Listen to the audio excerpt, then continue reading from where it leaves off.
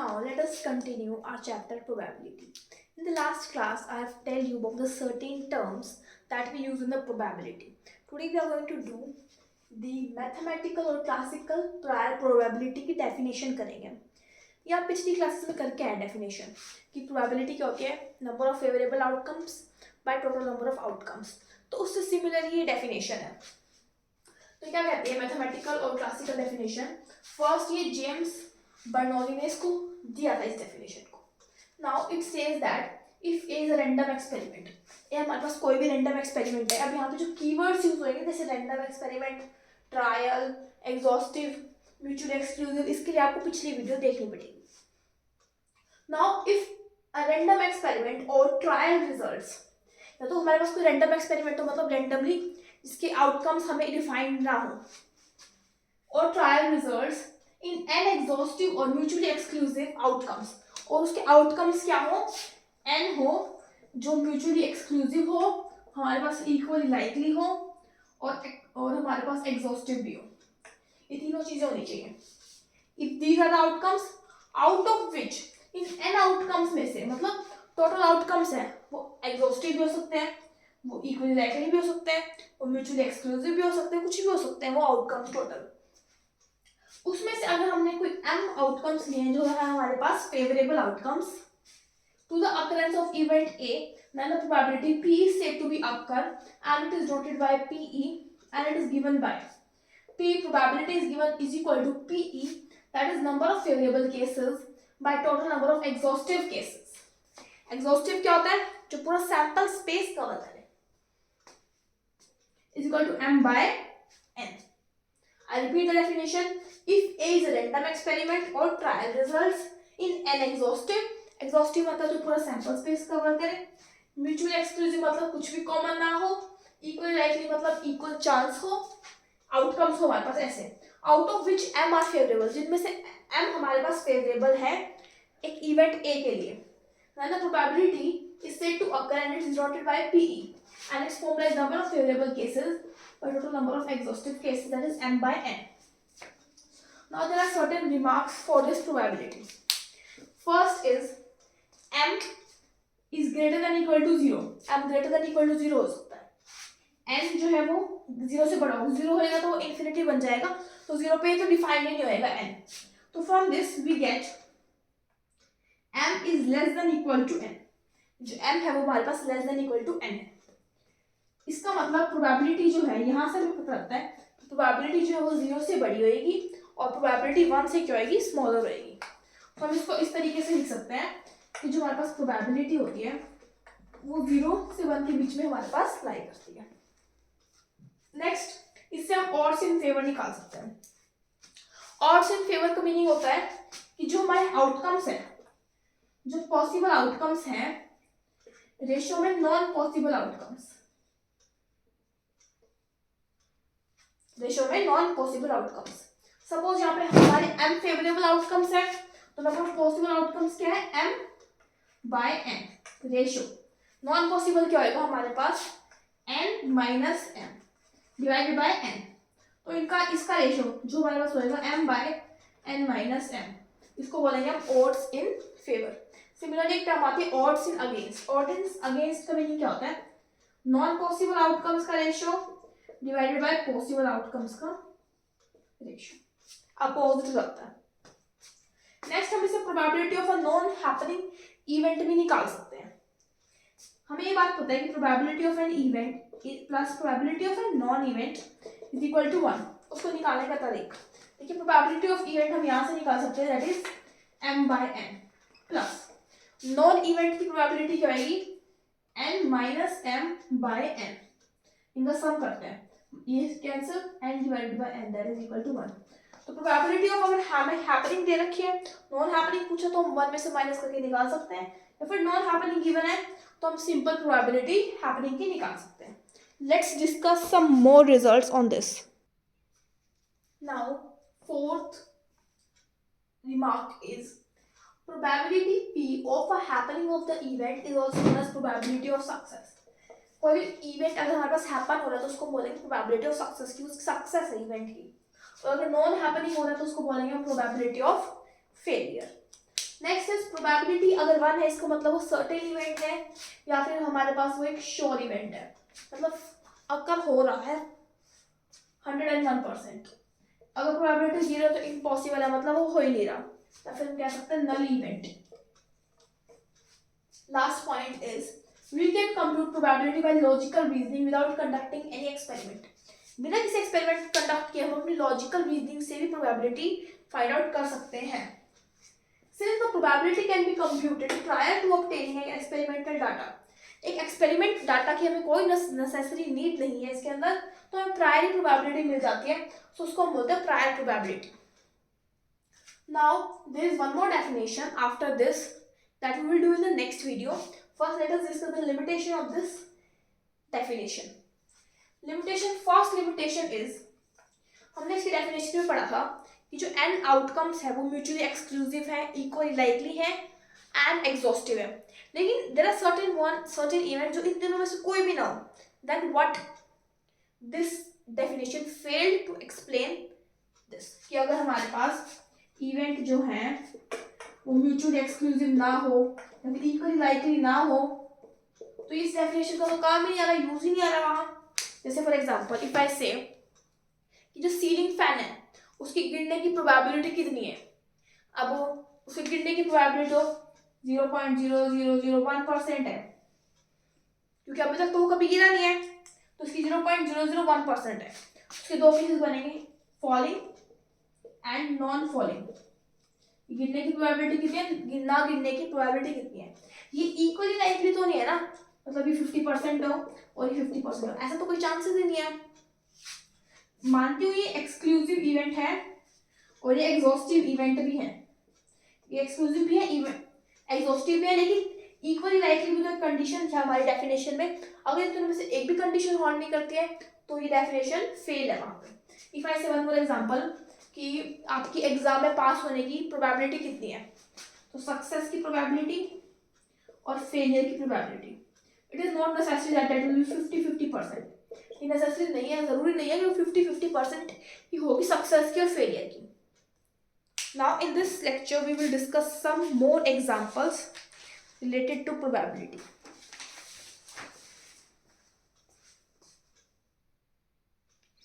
Now this is example 3.2. In that it is given that two unbased dice are thrown. दो dice हमने throw कर दिए, find the probabilities के 5 parts ही बने। अब दो डाइस थ्रो किए गए हैं, टोटल नंबर ऑफ आउटकम्स की तो हमें जरूरत पड़ेगी। टोटल नंबर ऑफ आउटकम्स निकालने का फॉर्मूला होता है 6 की पावर n। जितने डाइस थ्रो किए हैं, 2 थ्रो किए हैं, तो 6 की पावर 2 दैट इज 36 आउटकम्स बनेंगे total.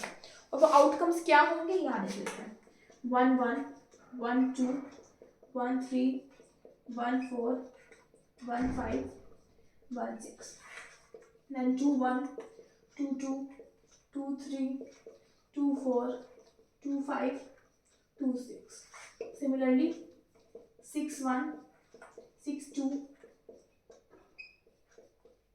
6 3 6 4 and 6 6. No, there will be total 36 outcomes. ये मैंने आपको बना के दिखा दिया, वैसे इसकी कोई नीड नहीं है बनाने की। अब करते हैं first part, solution. Both dice with same number, सारे डाइसेस के हमारे पास सेम नंबर होने चाहिए। सेम नंबर कब होएगा, जब 1 1 होएगा, 2 2 होएगा। सेम नंबर के फेवरेबल आउटकम्स है 1 1 2 2 3 3 4 4 5 5 6 6। तो हमारे पास टोटल कितने आउटकम्स है, ये 6 है। तो probability of an event, E नाम दे दिया मैंने, that will be number of favourable outcomes by total number of outcomes. Now favourable है 6, टोटल हमारे पास है 36, probability will be 1/6। Next part देखते हैं, second part. First die show 6, जो फर्स्ट डाई है उस पे 6 आना चाहिए, सेकंड डाई पे कुछ भी आ सकता है। तो फर्स्ट डाई शो 6, तो यही लास्ट केसेस बनेंगे और टोटल कितने होते हैं हमारे पास 6। तो again 6/36 that is 1/6। Third part, total number is 8, मतलब हमें सम क्या चाहिए, 8 चाहिए। अब सम 8 कब कब आता है, 2 6 6 2 3 5 5 3 4 4। इन पांचों केसेस में हमारे पास सम क्या आता है 8। फेवरेबल केसेस क्या है 5, टोटल केसेस क्या है 36, सो 5/36। Now see the fourth part.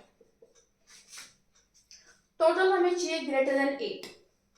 8 के तो ये हैं, अब देखते हैं हम 9 कितने हैं, 10 के कितने हैं, 11 के कितने हैं, 12, ये तो बहुत ज्यादा जाएंगे ना।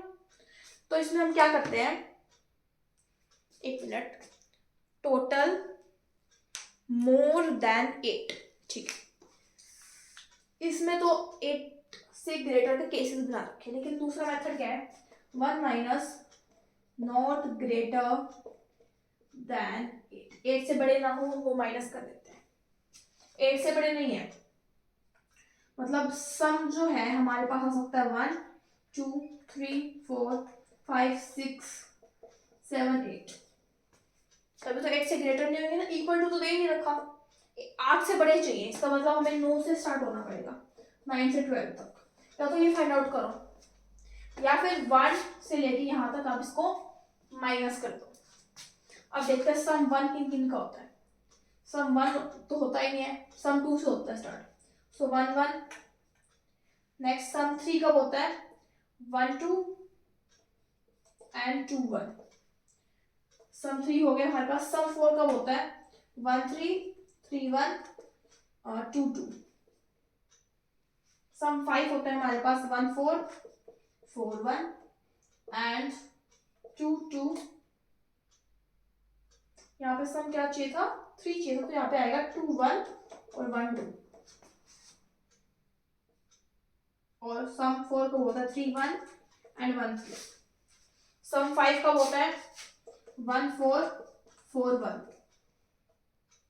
एंड 2, सम 5 है ना, 2 3 3 2,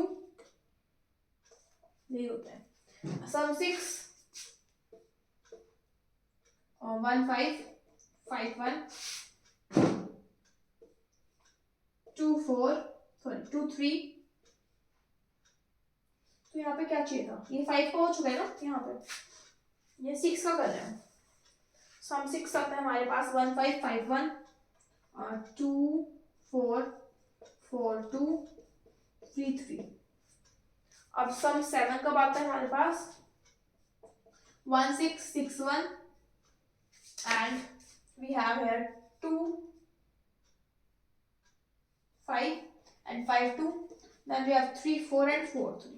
और सम 8 के हमारे पास ऊपर 5 लिखे हुए हैं, अब दो काउंट करते हैं, 1 2 3 4 5 6 7 8 9 10 11 12 13 14 15 16 17 18 19 20 21 22 20 24 25 27। 27 ये है, 5 ये है, दैट इज 32। सो 32 केसेस बन रहे हैं हमारे पास, तो हम कर देंगे 1 minus 32 bye 36, that is 4 by 36, that is 1 by 9। इसमें आंसर कौन सा पार्ट है हमारे पास, फोर्थ पार्ट है क्या, इसका आंसर आ रहा है 5 by 18। समझिए मोर देन 8।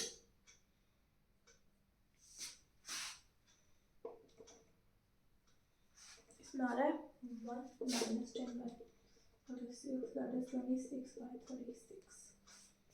ये 26 केसेस बने चाहिए, 22 बन रहे हैं, 22 22।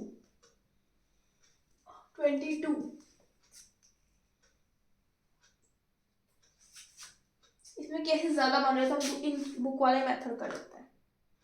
इसमें क्या बोल रहा है कि आप सम हमें ग्रेटर देन 9 निकालना है, मुझे लगा यहाँ से कम केसेस बनेंगे, तो तभी प्रेफर कीजिएगा मेथड, और इससे भी वैसे आंसर आ जाएगा, लेकिन कोई केस मिस हो रहा है शायद। अब हमें चाहिए सम ग्रेटर देन 8, दैट इज 9 10 11 12।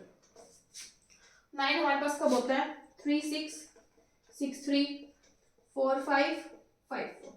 सम 10 होता है हमारे पास 5 5 6 4 4 6। सम 11 इज 5 6 6 5। Some 12 is 6। देखिए इसमें कितने कम केसेस बन रहे हैं, that's why we prefer this method. 1 2 3 4 5 6 7 8 9 10, तो 10 by 36 ये आपका आंसर है। Let's see the next part. Sum total चाहिए हमें 13। देखिए इसमें लास्ट में जो केस है,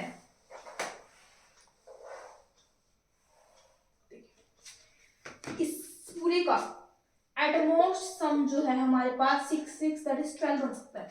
13 तो पॉसिबल ही नहीं है, तो इसका प्रोबेबिलिटी होगी हमारे पास 0। नाउ टोटल चाहिए हमें 2 to 12, बोथ इंक्लूसिव, मतलब 2 भी इंक्लूड होना चाहिए, 12 भी इंक्लूड होना चाहिए। तो सम 2 भी चाहिए और 12 भी चाहिए और इनके बीच में सब चाहिए। तो आई थिंक ये श्योर इवेंट है, हमेशा ऐसा ही आएगा। तो इसकी प्रोबेबिलिटी क्या है हमारे पास 1। Now let's see the next question.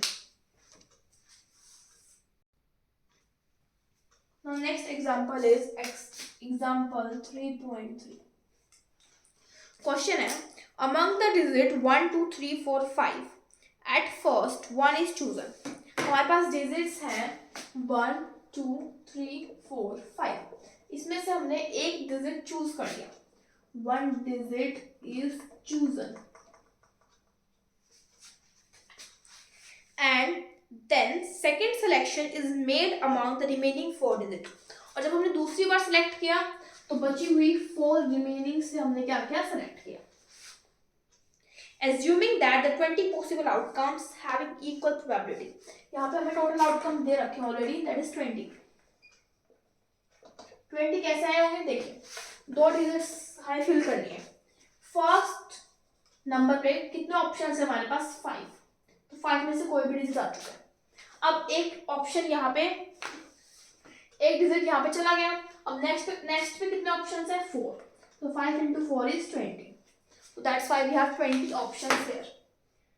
Now find the probability that an odd digit is selected. हमें क्या निकालनी है, find probability that an odd digit is selected. Number 1 case at first digit, odd digit हमारे पास first place पे है। Number 2 at second, number 3 at both the places. odd digit हमारे पास दोनों प्लेसेस पे आए। Now let's see solution. देखिए इसमें odd digit 1 2 3 है, 3 odd digit है। नाउ अब हमें ऐसा नंबर बनाना है जिसपे odd digit जो है फर्स्ट प्लेस पे आए। तो यहाँ पे ऑप्शंस कितने हैं हमारे पास, 3 ऑप्शंस है। बात होते हैं दूसरे डिजिट की। या तो आपके पास एक मेथड, आप केसेस बनाइए कि जब 1 होएगा तो उसके साथ 2 3 4 5, जब 3 होएगा उसके साथ, देन 5 होएगा तो उसके साथ। या तो केसेस बनाइए या फिर आप परमुटेशन कॉम्बिनेशन का यूज कर सकते हैं। तो फर्स्ट डिजिट पे आ जाएगा हमारे पास 3। अब यहाँ पे एक डिजिट गया, तीनों में से एक जाएगा ना, तो एक गया तो बच गए 4 डिजिट्स। तो चारों में से यहाँ पे कोई भी आ सकता है, 4 डिजिट में से कोई भी आ सकता है, क्योंकि यहाँ पे लिखा हुआ है कि फर्स्ट डिजिट जो है वो हमारे पास ऑड होना चाहिए। सेकंड डिजिट पे ऐसी कोई कंडीशन नहीं है, वो ऑड भी हो सकता है, वो इवन भी हो सकता है। तो 3 into 4 that is we have 12 favorable cases. So probability will be 12 by 20, that is 3 by 5. I hope it is clear to you. Second part में क्या बोला है कि ऑड डिजिट जो है वो सेकंड प्लेस पे होना चाहिए। तो यहाँ पे ऑड डिजिट की प्रोबेबिलिटी कितनी है, 3। फिर यहाँ पे एक डिजिट गया तो यहाँ पे कितने नंबर बच गए, 4 में से कोई भी नंबर आ सकता है। and it is again 12 by 20. Let me check the answer. हाँ यही है। नेक्स्ट है, दोनों डिजिट जो है वो हमारे पास ऑड डिजिट होने चाहिए, फर्स्ट डिजिट और सेकेंड डिजिट। अब ऑड कितने हैं, 3। अगर एक ऑड डिजिट इधर चला गया तो बचे हुए डिजिट कितने बच गए, ऑड 2। तो 3 into 2 is 6. तो probability will B 60 by 20. This were the 3 parts. अब इसके बी पार्ट में एक और पार्ट दे रखा है, फ्रॉम 25 टिकट्स मार्क्ड 25 न्यूमरल्स। हमारे पास 25 टिकट्स हैं और उस पर 25 न्यूमरल्स लिखे हुए, मतलब एक टिकट पे 1, नेक्स्ट टिकट पे 2, ऐसे करके 25 लिखे हुए हैं। One is drawn at random. Find the chance that it is a multiple of 5 or 7. First part में पता लगाना है कि वो मल्टीपल है 5 और 7 का। सेकंड पार्ट में पता लगाना है कि वो मल्टीपल है 3 और 7 का। ये हमें केसेस निकालना है। अब बात करते हैं जो 1 से 25 डिजिट्स हैं उसमें 5 के मल्टीपल वाली कौन कौन सी डिजिट्स हैं. So we have here multiple of 5, that is 5, 10, 15, 20 and 25. 1, 2, 3, 4, 5.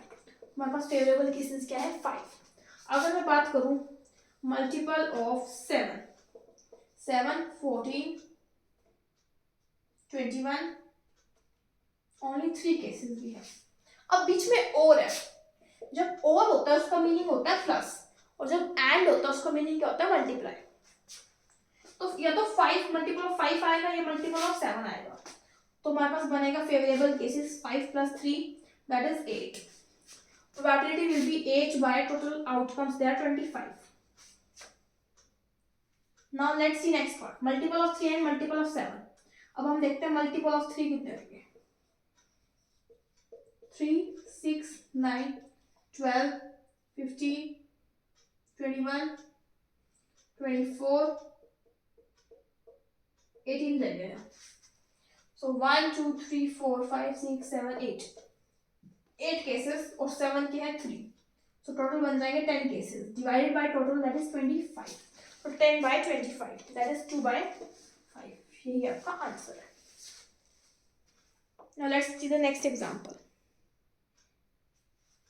Now in this example it is given that 4 cards हमें ड्रॉ करने हैं 52 में से. अब हमें प्रोबेबिलिटी निकालनी है 4 केसेस की. फर्स्ट इज किंग भी होना चाहिए, क्वीन भी होना चाहिए, जैक भी होना चाहिए एंड एक भी होना चाहिए. अब एंड दैट इसको मतलब मल्टीप्लिकेशन होगी. अब देखिए टोटल 52 कार्ड्स में से हमारे पास हमें 4 कार्ड्स ड्रॉ करने हैं. एक किंग का, एक क्वीन का, एक जैक का और एक एस का. एक एक सब ड्रॉ करने हैं. तो पहली बार 52 कार्ड्स में से टोटल हमें 4 कार्ड्स ड्रॉ करने हैं. That will be your total outcomes. अब बात करते हैं फेवरेबल आउटकम्स की. अब हमें चाहिए एक एक. टोटल किंग होते हैं हमारे पास 4.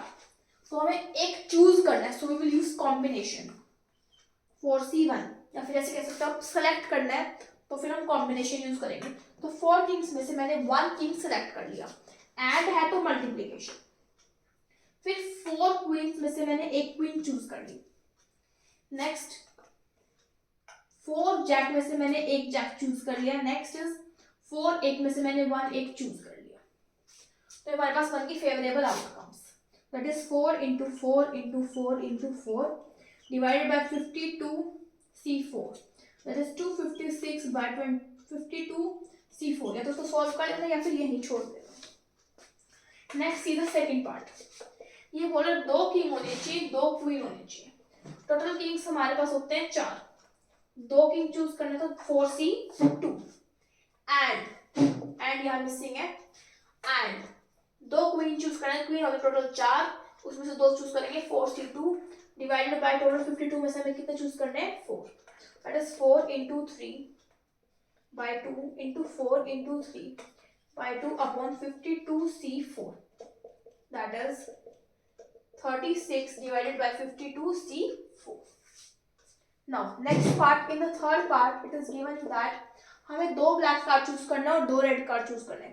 ब्लैक टोटल होते हैं हमारे पास 26, उसमें से हमें 2 चूज करना है तो 26C2 और 2 रेड चूज करना है तो 26C2 again divided by 52C4.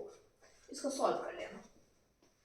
Next part, there are 2 cards हमें हार्ट के चाहिए और 2 कार्ड्स हमें डायमंड के चाहिए. देखिए हार्ट कितने होते हैं हमारे पास 13. तो 13 में से कितने कार्ड चूज करने हैं 2. तो 13C4 क्रॉस क्योंकि एंड है. और डायमंड के भी 13 होते हैं, उसमें से 4 चूज करने, सॉरी 2 चूज करने हैं दोनों में divided by 52C4. Next B part में क्या बोल रहा है. In shuffling a pack of cards. मैंने पैक ऑफ कार्ड्स को शफल किया तो मेरे पास 4 कार्ड्स एक्सीडेंटली गिर गए और हमें अब शो करना है find a chance missing card. जो मिसिंग 4 कार्ड्स है ना वो क्या हो 1 फ्रॉम ईच सूट. मतलब टोटल सूट्स कितने होते हैं 4. हार्ट, डायमंड, स्पेड और क्लब. ये 4 हमारे पास सूट होते हैं. इनमें से मुझे क्या कहना है कि एक कार्ड इसमें से हो, एक इसमें से हो, एक इसमें से हो, एक इसमें से हो. तो सूट हमारे पास होता है 13 कार्ड्स. तो 13 में से हमारे पास 1 कार्ड हो, इंटू फिर 13 में से 1 कार्ड हो, फिर इंटू 13 में से 1 इंटू 13 बाय 1, और टोटल 52 में से C4, यहाँ पे 52C4. Now let's see next example. It is saying that find the probability of getting 9 cards from same suit. 9 card कहाँ से मिले हमें? सेम सूट से मिले. In one hand game of bridge. एक one hand game of bridge में हमें कितने कार्ड्स चाहिए? 9 कार्ड्स चाहिए सेम सूट के. जो गेम ऑफ ब्रिज होता है ना उसको समझने की जरूरत है. गेम ऑफ ब्रिज में बेसिकली हम 13 कार्ड्स ड्रॉ करते हैं गिवन कार्ड्स में से. तो हमें चाहिए 9 कार्ड्स हो सेम सूट के. हमारे पास सूट कितने होते हैं? 13 के होते हैं ना. देखिए टोटल सूट होते हैं 4. अब हमें 4 सूट्स में से एक सूट चाहिए ना, क्योंकि हमें उसी में से देखो सपोज मेरे पास हार्ट का सूट है. पहले मैं इन चारों सूटों में से जो हमारे पास 4 सूट्स होते हैं 1 2 3 4, इसमें से पहले मैं एक चूज करूंगी. सपोज कोई भी आए, 2 आ गया सपोज. फिर इसमें से मैं क्या चूज करूंगी? 9 कार्ड्स मेरे. तो सिमिलरली मैं 4 सूट्स में से पहले 1 सूट चूज करूंगी, दैट विल बी 4C1. फिर सूट में कार्ड्स कितने होते हैं? 13. तो फिर मैं 13 कार्ड्स में से 9 कार्ड्स चूज करूंगी. अब टोटल कार्ड्स कितने होते हैं? 13 में से 9 गए, 4 कार्ड्स बच गए. 4 कार्ड्स मैं क्या से चूज करूं? देखिए 4 कार्ड्स जो है टोटल 52 होते हैं कार्ड्स, माइनस 13 आप ऑलरेडी यूज कर चुके हैं, दैट इज इक्वल टू 39. अब इन 39 में से मैं 4 कार्ड्स चूज करूंगी, that will B 39C4 divided by 52C13. पहले 4 सूट में से एक सूट चूज किया. सूट में होते 13 कार्ड, 13 में से मैंने 9 कार्ड्स चूज किए. फिर बच गए 4 कार्ड्स, मैंने बचे हुए कार्ड्स में से चूज कर लिए. So by this in the next video we will discuss more examples.